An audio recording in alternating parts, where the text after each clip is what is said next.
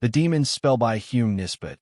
It was about the time when spiritualism was all the craze in England, and no party was reckoned complete without a spirit-rapping seance being included amongst the other entertainments. One night, I had been invited to the house of a friend who was a great believer in the manifestations from the unseen world, and who had asked for my special edification, a well-known trance medium. A pretty as well as heaven-gifted girl, whom you'll be sure to like, I know, he said as he asked me. I did not believe in the return of spirits, yet, thinking to be amused, consented to attend at the hour appointed. At that time, I had just returned from a long sojourn abroad, and was in a very delicate state of health, easily impressed by outward influences, and nervous to a most extraordinary extent. To the hour appointed, I found myself at my friend's house, and was then introduced to the sitters who had assembled to witness the phenomena. Some were strangers like myself to the rules of the table. Others who were adepts took their places at once in the order to which they had in former meetings attended. The trance medium had not yet arrived, and while waiting upon her coming we sat down and opened the seance with a hymn. We had just furnished the second verse when the door opened, and the medium glided in, and took her place on a vacant set by my side, joining in with the others in the last verse. After which we all sat motionless with our hands resting upon the table, waiting upon the first manifestation from the unseen world. Now, although I thought all this performance very ridiculous, there was something in the silence and the dim light, for the gas had been turned low down, and the room seemed filled with shadows. Something about the fragile figure at my side, with her drooping head, which thrilled me with a curious sense of fear and icy horror such as I had never felt before. I am not by nature imaginative or inclined to superstition, but from the moment that young girl had entered the room, I felt as if a hand had been laid upon my heart, a cold iron hand, that was compressing it and causing it to stop throbbing. My sense of hearing also had grown more acute and sensitive, so that the beating of the watch in my vest pocket sounded like the thumping of a quartz-crushing machine, and the measured breathing of those about me as loud and nerve-disturbing as the snorting of a steam engine. Only when I turned to look upon the trance medium did I become soothed. Then it seemed as if a cold air wave had passed through my brain, subduing, for the time being, those awful sounds. "She is possessed," whispered my host on the other side of me. "Wait, and she will speak presently, and tell us whom we have got beside us." As we sat and waited, the table moved several times under our hands, while knockings at intervals took place in the table and all round the room. A most weird and blood-curdling, yet ridiculous performance, which made me feel half inclined to run out with fear and half inclined to sit still and laugh. On the whole, I think, however, that horror had the more complete possession of me. Presently she raised her head and laid her hand upon mine, beginning to speak in a strange, monotonous, far-away voice. "This is my first visit since I passed from earth life, and you have called me here."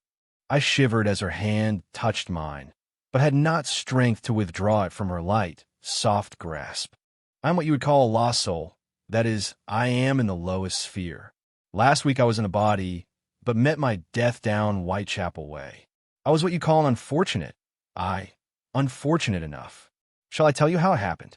The medium's eyes were closed, and whether it was my distorted imagination or not, she appeared to have grown older and decidedly debauched-looking since she sat down, or rather, as if a light, filmy mask of degrading and sodden vice had replaced the former delicate features. No one spoke, and the trance medium continued. "I had been out all that day, and without any luck or food, so that I was dragging my weary body along through the slush and mud, for it had been wet all day, and I was drenched to the skin, and miserable, 10,000 times more wretched than I am now, for the earth is a far worse hell for such as I than our hell here. I had importuned several passers-by as I went along that night, but none of them spoke to me, for work had been scarce all this winter, and I suppose I did not look so tempting as I have been. Only once a man answered me, a dark-faced, middle-sized man with a soft voice and much better dressed than my usual companions. He asked me where I was going, and then left me, putting a coin into my hand, for which I thanked him. Being just in time for the last public house, I hurried up, but on going to the bar and looking at my hand, I found it to be a curious foreign coin with outlandish figures on it, which the landlord would not take. So I went out again to the dark fog and rain without my drink after all. There was no use going any further that night. I turned up the court where my lodgings were, intending to go home and get a sleep, since I could get no food, when I felt something touch me softly from behind, like as if someone had caught hold of my shawl. Then I stopped and turned about to see who it was. I was alone, and with no one near me, nothing but fog and the half-light from the court lamp. Yet I felt as if something had got hold of me, though I could not see what it was, and that it was gathering about me. I tried to scream out, but could not, as this unseen grasp closed upon my throat and choked me. And then I fell down, and for a moment forgot everything. Next moment I woke up, outside my own poor mutilated body, and stood watching the fell work going on as you see it now. Yes, I saw it all as the medium see speaking, a mangled corpse lying on a muddy pavement, and a demoniac, dark, pockmarked face bending over it, with the lean claws outspread and the dense fog instead of a body, like the half-formed incarnation of muscles. That is what did it, and you will know it again. She said, I have come for you to find it. Is he an Englishman? I gasped, as the vision faded away and the room once more became definite. It is neither man nor woman, but it lives as I do. It is with me now, and may be with you tonight, still if you will have me instead of it. I can keep it back. Only you must wish for me with all your might. The seance was now becoming too horrible, and by general consent our host turned up the gas. And then I saw for the first time the medium, now relieved from her evil possession, a beautiful girl of about 19, with I think the most glorious brown eyes I had ever before looked into. Do you believe what you have been speaking about? I asked her as we were sitting talking together. What was that? About the murdered woman. I don't know anything at all, only that I have been sitting at the table. I never know what my trances are. Was she speaking the truth? Her dark eyes looked truth, so that I could not doubt her. That night, when I went to my lodgings, I must confess that it was some time before I could make up my mind to go to bed. I was decidedly upset and nervous, and wished that I had never gone to the spirit meeting, making a mental vow, as I threw off my clothes and hastily got into bed, that it was the last unholy gathering I would ever attend. For the first time in my life, I could not put out the gas.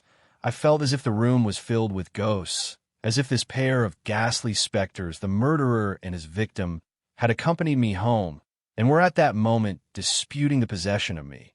So instead, I pulled the bedclothes over my head, it being a cold night, and went that fashion off to sleep. 12 o'clock, and the anniversary of the day that Christ was born. Yes, I heard it striking from the street spire and counted the strokes, slowly tolled out, listening to the echoes from other steeples, after this one had ceased, as I lay awake in that gas-lit room, feeling as if I was not alone this Christmas morn. Thus, while I was trying to think what had made me wake so suddenly, I seemed to hear a far-off echo cry, "Come to me." At the same time, the bedclothes were slowly pulled from the bed and left in a confused mass on the floor. "Is that you, Polly?" I cried, remembering the spirit's seance and the name by which the spirit had announced herself when she took possession. 3 distinct knocks resounded on the bedpost at my ear, the signal for yes. "Can you speak to me?" "Yes," an echo rather than a voice replied, while I felt my flesh creeping, yet strove to be brave. "Can I see you?" "No." "Feel you?" Instantly the feeling of a light, cold hand touched my brow and passed over my face. "In God's name, what do you want?" "To save the girl I was in tonight. It is after her, and will kill her if you do not come quickly." In an instant I was out of the bed, and tumbling my clothes on any way, horrified through it all, yet feeling as if Polly were helping me to dress. There is a candy and dagger on my table which I had brought from Ceylon, an old dagger which I had bought for its antiquity and design, and this I snatched up as I left the room, with that light, unseen hand leading me out of the house and along the deserted, snow-covered streets. I did not know where the trance medium lived, but I followed where that light grasp led me through the wild, blinding snowdrift, round corners and through shortcuts, with my head down and the flakes falling thickly about me, until at last I arrived at a silent square and in front of the house, which by some instinct I knew that I must enter. Over by the other side of the street, I saw a man standing looking up to a dimly lighted window, but I could not see him very distinctly, and I did not pay much attention to him at the time, but rushed instead up the front steps and into the house, that unseen hand still pulling me forward. How that door opened, or if it did open, I could not say. I only know that I got in, as we get into places in a dream, and up the inner stairs, I passed into a bedroom where the light was burning dimly. It was her bedroom, and she was struggling in the thug-like grasp of those same demon claws, and the rest of it drifting away to nothingness.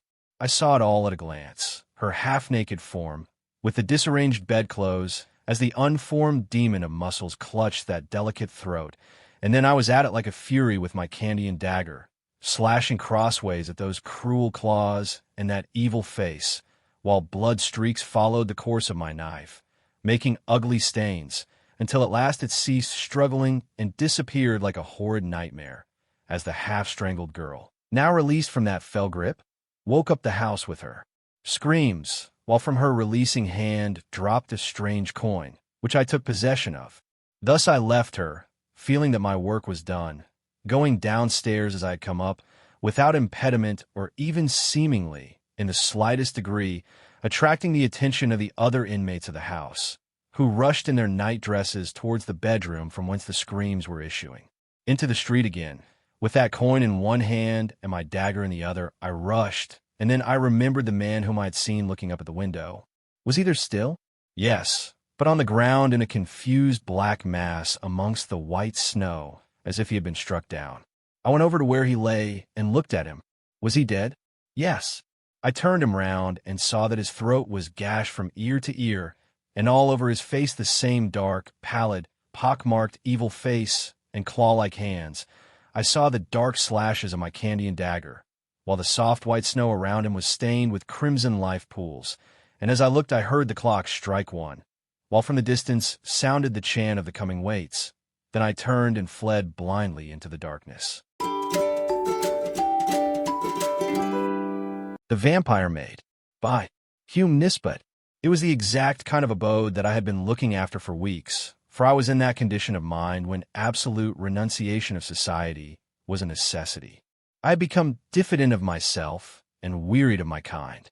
A strange unrest was in my blood, a barren dearth in my brains. Familiar objects and faces had grown distasteful to me. I wanted to be alone. This is the mood which comes upon every sensitive and artistic mind when the possessor has been overworked or living too long in one groove. It is nature's hint for him to seek pastures new, the sign that a retreat has become needful. If he does not yield, he breaks down and becomes whimsical and hypochondriacal, as well as hypercritical. It is always a bad sign when a man becomes overcritical and censorious about his own or other people's work, for it means that he is losing the vital portions of work, freshness, and enthusiasm. Before I arrived at the dismal stage of criticism, I hastily packed up my knapsack, and taking the train to Westmoreland, I began my tramp in search of solitude, bracing air and romantic surroundings. Many places I came upon during that early summer wandering that appeared to have almost the required conditions, yet some petty drawback prevented me from deciding. Sometimes it was the scenery that I did not take kindly to. At other places, I took sudden antipathies to the landlady or landlord, and felt I would abhor them before a week was spent under their charge. Other places which might have suited me, I could not have, as they did not want a lodger. Fate was driving me to this cottage on the moor, and no one can resist destiny. One day, I found myself on a wide and pathless moor near the sea. I had slept the night before at a small hamlet, but that was already 8 miles in my rear, and since I turned my back upon it, I had not seen any signs of humanity.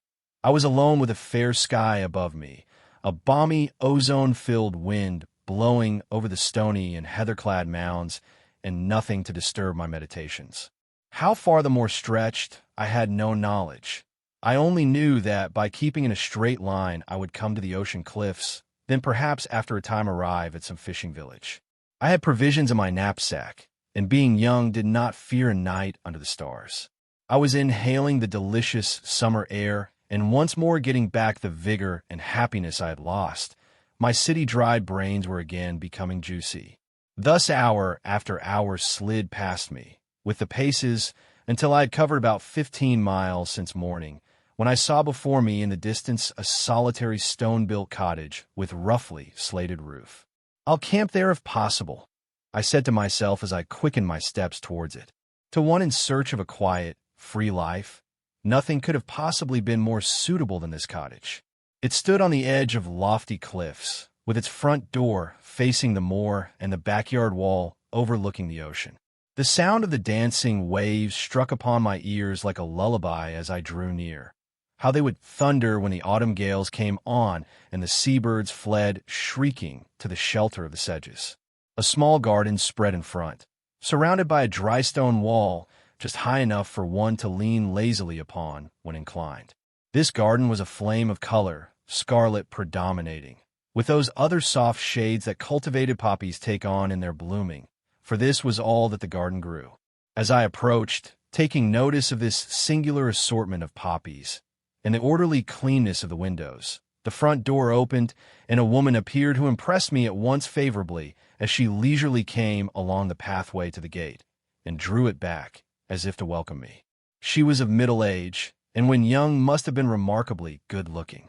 She was tall and still shapely, with smooth, clear skin, regular features, and a calm expression that at once gave me a sensation of rest. To my inquiries, she said that she could give me both a sitting and bedroom, and invited me inside to see them. As I looked at her smooth black hair and cool brown eyes, I felt that I would not be too particular about the accommodation. With such a landlady, I was sure to find what I was after here. The room surpassed my expectation, dainty white curtains and bedding with the perfume of lavender about them. A sitting room homely yet cozy without being crowded. With a sigh of infinite relief, I flung down my knapsack and clinched the bargain. She was a widow with one daughter, whom I did not see the first day, as she was unwell and confined to her own room. But on the next day, she was somewhat better, and then we met. The fare was simple, yet it suited me exactly for the time. Delicious milk and butter with homemade scones, fresh eggs and bacon. After a hearty tea, I went early to bed in a condition of perfect content with my quarters, yet happy and tired out, as I had by no means a comfortable night. This I put down to the strange bed. I slept certainly, but my sleep was filled with dreams, so that I woke late and unrefreshed. A good walk on the moor, however, restored me, and I returned with a fine appetite for breakfast. Certain conditions of mind, with aggravating circumstances, are required before even a young man can fall in love at first sight, as Shakespeare has shown in his Romeo and Juliet. In the city, where many fair faces passed me every hour, I had remained like a stoic, yet no sooner did I enter the cottage after that morning walk than I succumbed instantly before the weird charms of my landlady's daughter, Ariadne Brunel. She was somewhat better this morning and able to meet me at breakfast, for we had our meals together while I was their lodger. Ariadne was not beautiful in the strictly classical sense, her complexion being too lividly white and her expression too set to be quite pleasant at first sight.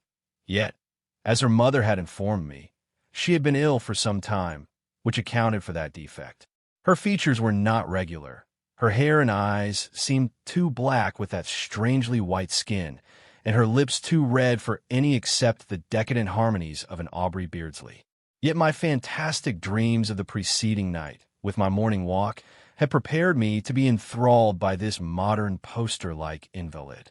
The loneliness of the moor, with the singing of the ocean, had gripped my heart with a wistful longing.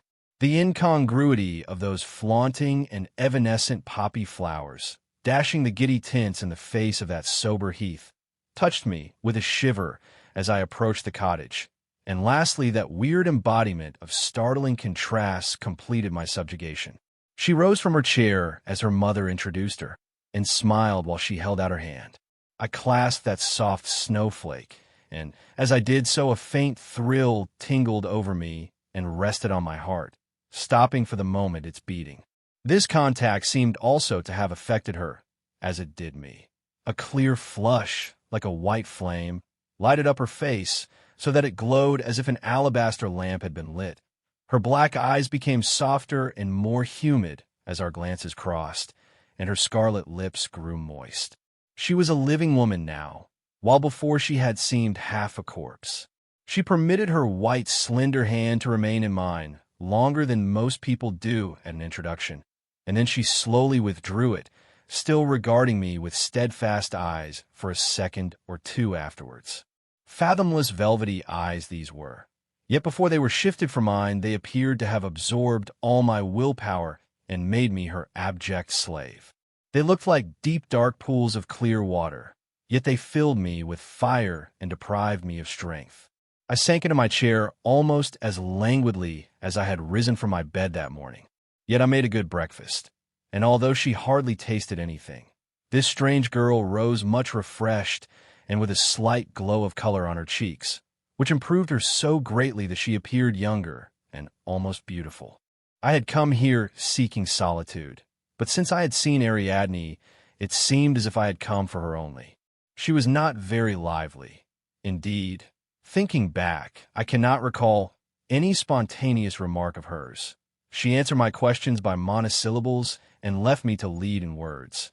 Yet she was insinuating and appeared to lead my thoughts in her direction and speak to me with her eyes. I cannot describe her minutely. I only know that from the first glance and touch she gave me, I was bewitched and could think of nothing else. It was a rapid, distracting, and devouring infatuation that possessed me. All day long, I followed her about like a dog. Every night, I dreamed of that white, glowing face, those steadfast black eyes, those moist scarlet lips, and each morning I rose more languid than I had been the day before. Sometimes I dreamt that she was kissing me with those red lips, while I shivered at the contact of her silky black tresses as they covered my throat. Sometimes that we were floating in the air, her arms about me and her long hair enveloping us both like an inky cloud, while I lay supine and helpless. She went with me after breakfast on that first day to the moor, and before we came back I had spoken my love and received her assent. I held her in my arms and had taken her kisses in answer to mine, nor did I think it strange that all this had happened so quickly. She was mine, or rather I was hers, without a pause.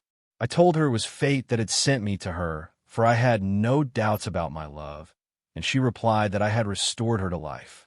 Acting upon Ariadne's advice, and also from a natural shyness, I did not inform her mother how quickly matters had progressed between us, yet although we both acted as circumspectly as possible, I had no doubt Mrs. Brunel could see how engrossed we were in each other. Lovers are not unlike ostriches in their modes of concealment. I was not afraid of asking Mrs. Brunel for her daughter, for she already showed her partiality towards me, and had bestowed upon me some confidences regarding her own position in life, and I therefore knew that, so far as social position was concerned, there could be no real objection to our marriage. They lived in this lonely spot for the sake of their health, and kept no servant because they could not get any to take service so far away from other humanity. My coming had been opportune and welcome to both mother and daughter. For the sake of decorum, however, I resolved to delay my confession for a week or two and trust to some favorable opportunity of doing it discreetly. Meantime, Ariadne and I passed our time in a thoroughly idle and lotus-eating style. Each night, I retired to bed meditating starting work next day. Each morning, I rose languid from those disturbing dreams with no thought for anything outside my love. She grew stronger every day, while I appeared to be taking her place as the invalid, yet I was more frantically in love than ever, and only happy when with her. She was my lone star, my only joy, my life. We did not go great distances, for I liked best to lie on the dry heath and watch her glowing face and incense eyes while I listened to the surging of the distant waves. It was love made me lazy, I thought, for unless a man has all he longs for beside him, he is apt to copy the domestic cat and bask in the sunshine. I had been enchanted quickly. My disenchantment came as rapidly, although it was long before the poison left my blood.